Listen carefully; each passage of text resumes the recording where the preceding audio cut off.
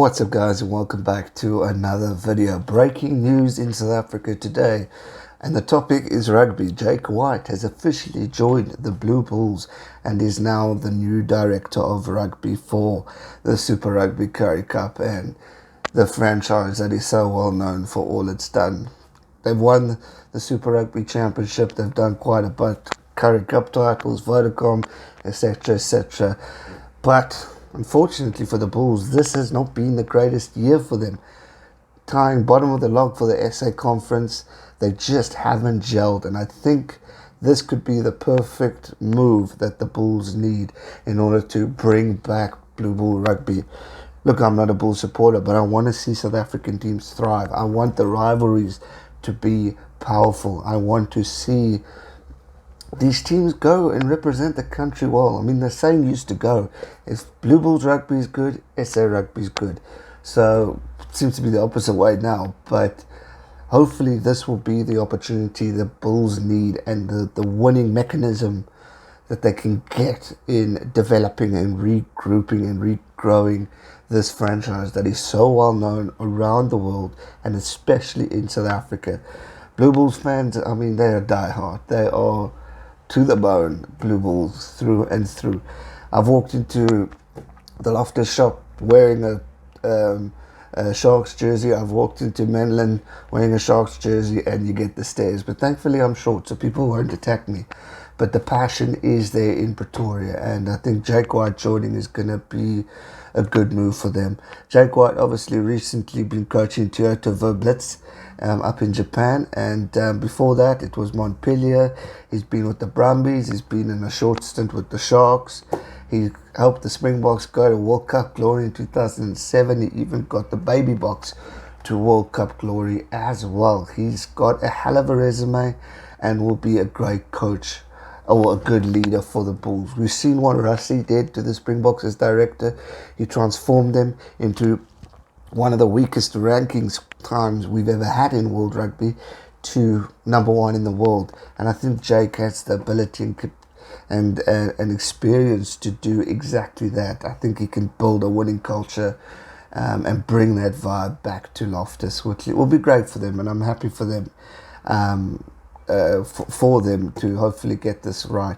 My only questions with Jakey is, if you read John Smith's autobiography, great relationship. John and Jake had a great relationship, but that relationship hit a bit of a bump where he came and became he joined the Sharks, and the Beast actually says it in his autobiography.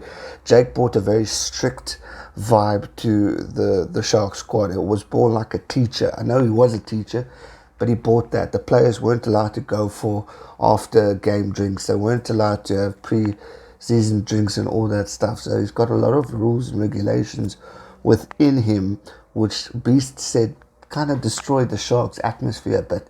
And for me, as watching the Bulls, they definitely are a team that is very united and together. And I hope that Jake doesn't.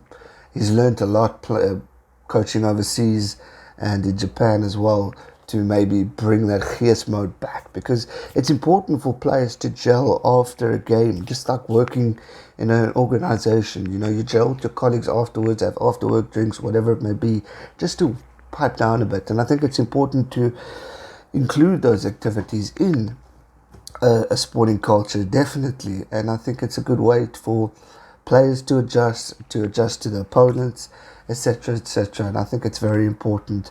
So hopefully those negative stints aren't the case. My other worry for Jake is that he has a dream of being an international coach again, and we saw he left the Sharks very quickly.